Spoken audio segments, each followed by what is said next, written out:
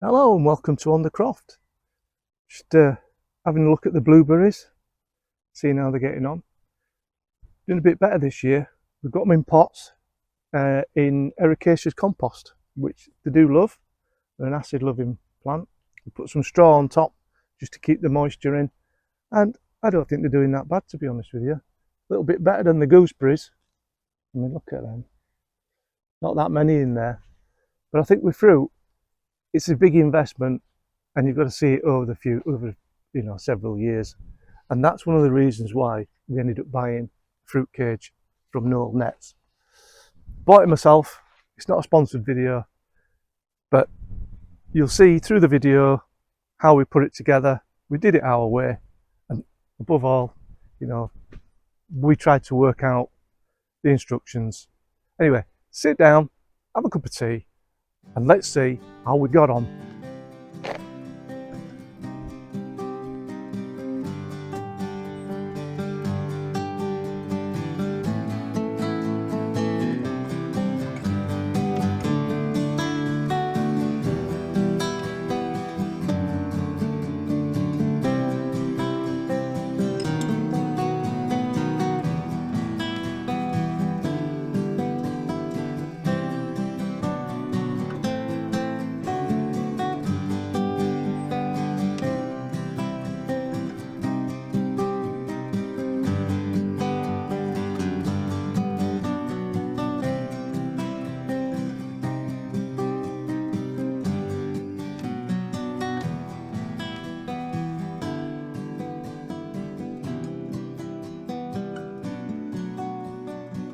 So let's see what comes in the kit.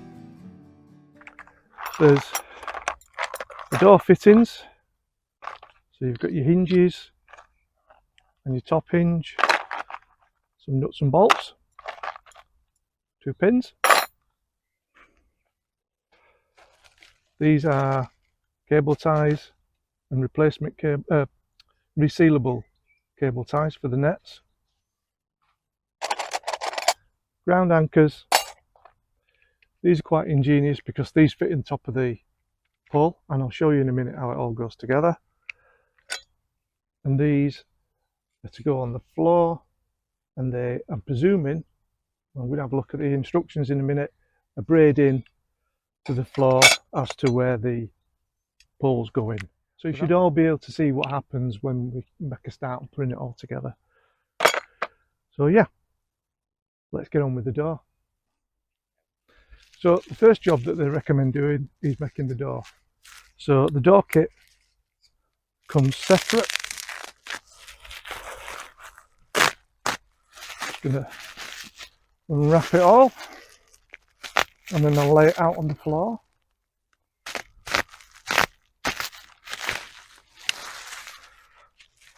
Well, everything comes with instructions,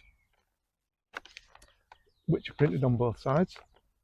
All I would say is I would sit down and have 5 minutes, lay everything out so you know what's what and how it all goes together. You also get a parts list.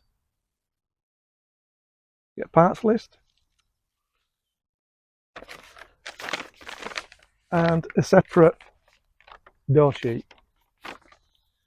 Now, I've just sat down and looked at this for 5 minutes to try and work out how everything goes together. You've got to work out where you're going to have your door. That's the most important thing first before you even put this together, because if you get the positioning of the door wrong, this could be either upside down, or this strengthening diagonal could be that way and the door will sag. And I'll show you what I mean when we get the door together. Also, that's your lock-in part, and as you can see, that's how it locks off. So you've got to be careful that you don't get these in the wrong place. And there is a little drawing on there that shows you how it all goes together. So you shouldn't go wrong, he says. But no doubt I'll get it wrong.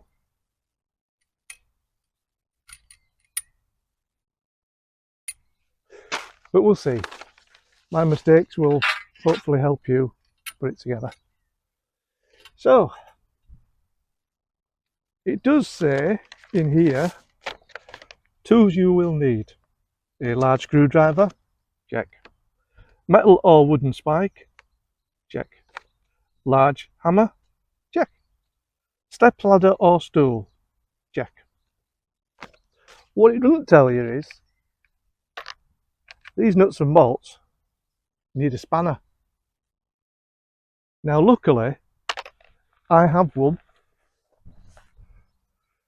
from the rake that WorkPro sent me, and luckily enough it's the same size, so it's 10mm. It's a 10mm spanner you need for those.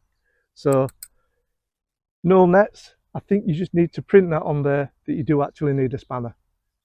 That's the only downside I've found so far, and we're only 5 minutes into the project. See how we get on. So that's your diagonal, there's your hinge, there's your bottom, there's your hinge, that's your door upright.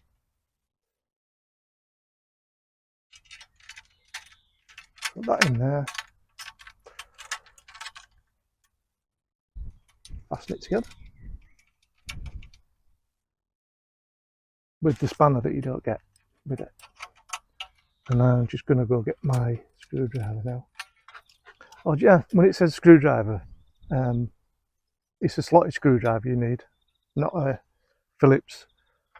So just tighten it up. You don't have to tighten it up fully, because obviously you're going to need to have a little bit of play, and then afterwards you can tighten all the joints up as you go along.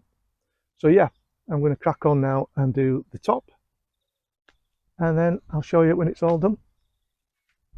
We only even came to do the editing that we realised there was no audio, so you'll have to bear with me on this one, and I'll do the best to kind of interpret what I actually said on the day. So that's the outside. I'm stood on the inside and this is a hinge side, and you've got your diagonal that runs from the bottom hinge, and that goes up to the opposing corner. It stops the door from sagging. It just gives it strength to it. So these are the uprights. There's 7 altogether, and they're all got a bit of a spike on, so they'll go in the ground. 6 of them are 25mm, and there's one that I think is 20mm. They're all flared at the bottom, so they'll go in the ground a lot easier.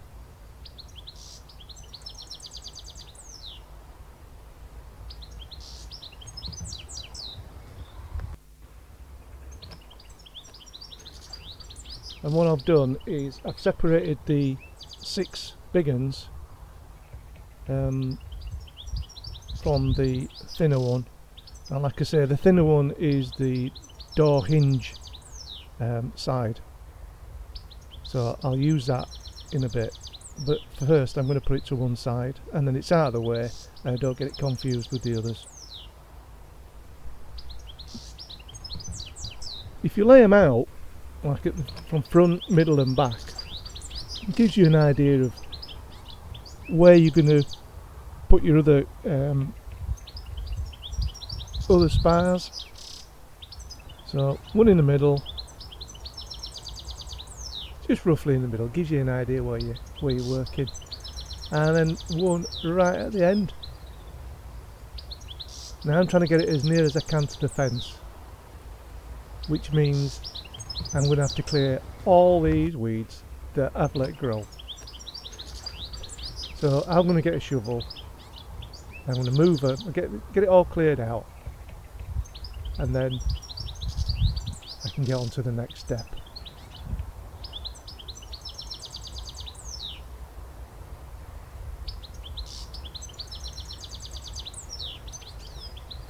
So I've neglected it for a while because I've been waiting to get this fruit cage done, but if I can get the weeds out, there's some nettles and what have you, but to get the majority out, I'm going to put some membrane down or something, just to keep on top of stuff, and then I'll put wood chips over the top of that.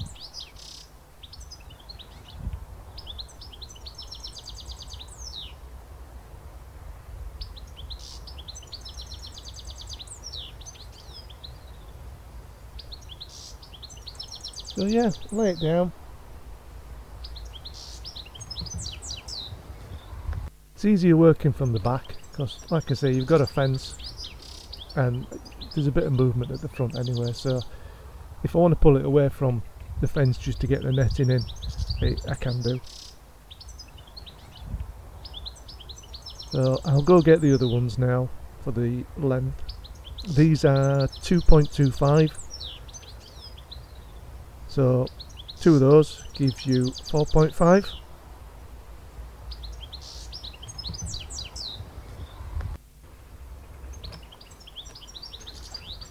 So far I found it quite easy to put together. I mean, all I've done is lay them out on the floor. It's not an exacting science, you know, it's just giving you an idea of where it's going to fall.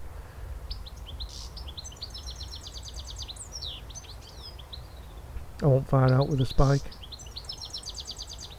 Same on this side. And if you notice, I put a string line down. That was originally to give me an idea where everything was going to go. But if I can work to that line, all well and good. If not, I didn't want to go right into the corner because I wanted to be able to get to the other fruits that are climbing up. But it's not far out. Like I say, I can just move it over if need be.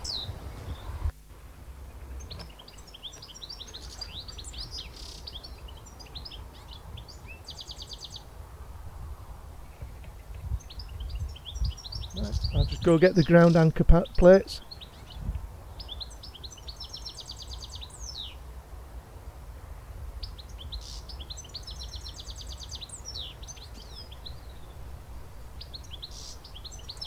What I did find with these little anchor plates, if that's what you want to call them, is if you draw a line diagonally across,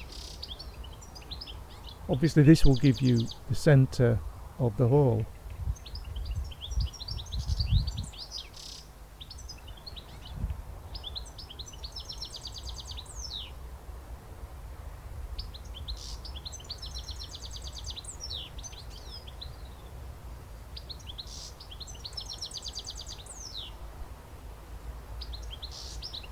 But if you lay it on the floor, the flattened end of the cross members do line up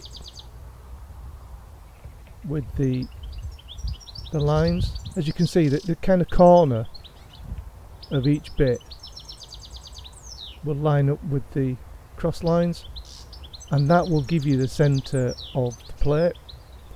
And all I've done is I've put some horticultural staples in, and it gives you an idea of where you're going to be putting the spike.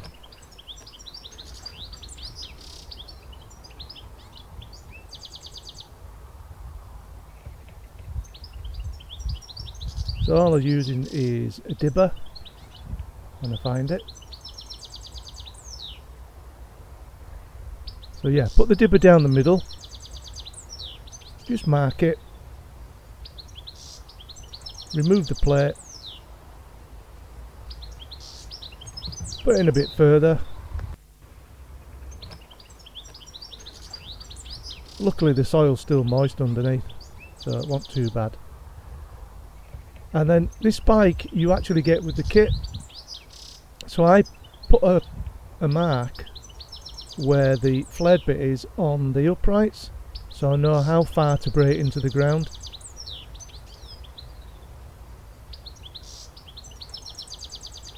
It's at this point that when I start braying the top, Woody decides to have a barking fit, because it just doesn't like me banging anything. So in one respect it's a good job there's no audio.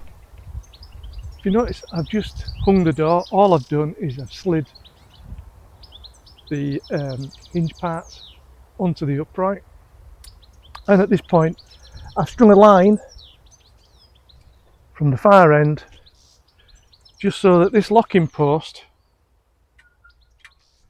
can fit in.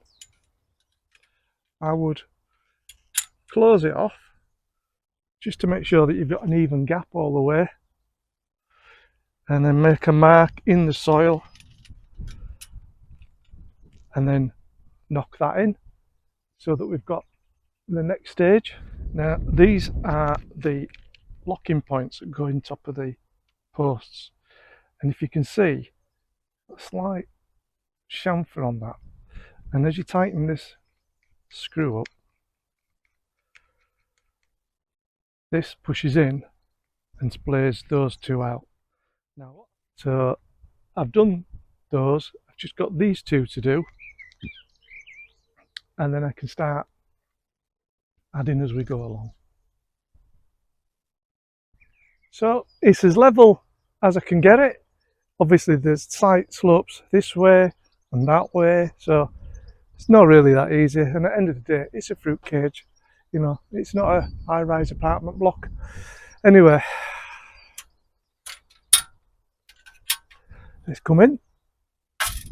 That's only temporary, but that's it. It's a fair size, 3 meters by 4.5. You know, there's enough room to get another fruit tree in there and a couple of fruit trees there, and just going to build a couple of beds round, and then we'll put some wood chip in for the path, and then the rest of the pathway round I'm going to grass to get it levelled off, get some grass seed on it, and then that should be it. It's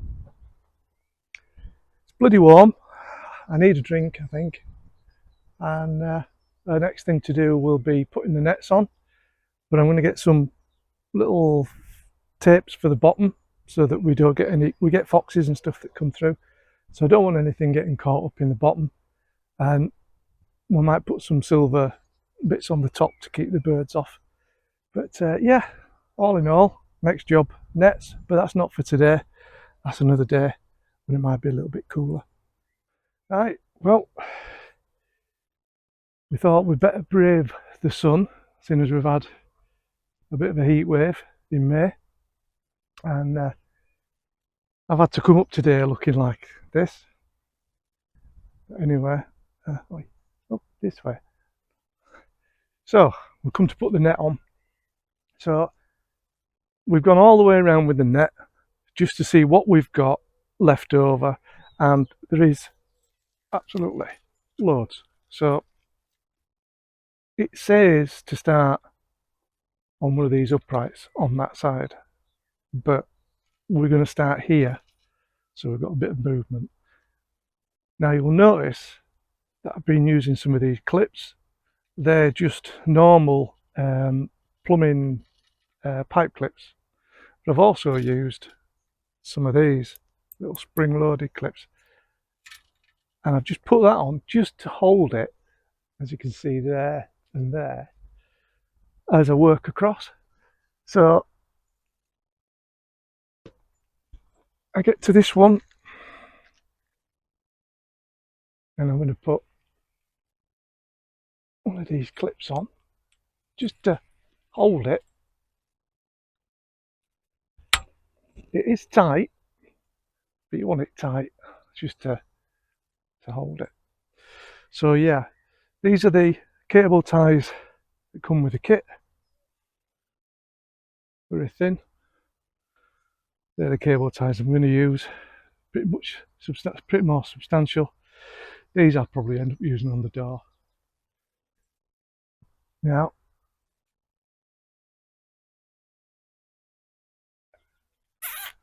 I'm going to make sure it's nice and tight. And I'll pull it. Put a couple of cable ties on there. It's a shame there's no kind of anchorage points for them to go into.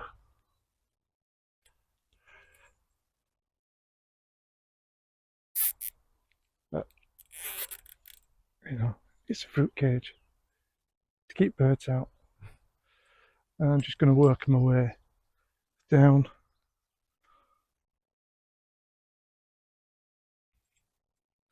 threading it through. I don't think there's any easy way of doing it, and there's not a lot of instructions on their website, so for me it's a bit of trial and error. I think any slack that's in there can be taken out on the other side as we go along. Apart from the weather being hot and it really taking out on you, it's not too bad. You've just got to keep pulling the net as you're putting your cable ties around. So that's all I've done. Just put some on the top just to secure it, because when the top net goes on, I'll put some more on, and it's same working the way around, just pulling as you go so you get it taut, and that's it really. So these ground pegs, I'm putting them in just on the second one up, and put them in an angle because I'm going to put some boards on the bottom, and that just gives it a bit of tension. And I've just got to work all the way around if I don't melt first. Right, all we've been doing with the net, the top net, is just twisting it. I'm not saying this is the right way to do it or the wrong way to do it, but at the end of the day, it's working for us, and we can always adjust it later if need be.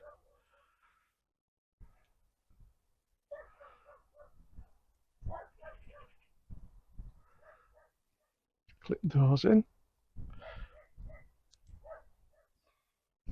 and then we'll work his way around, pulling it down just to get a bit of tension on it.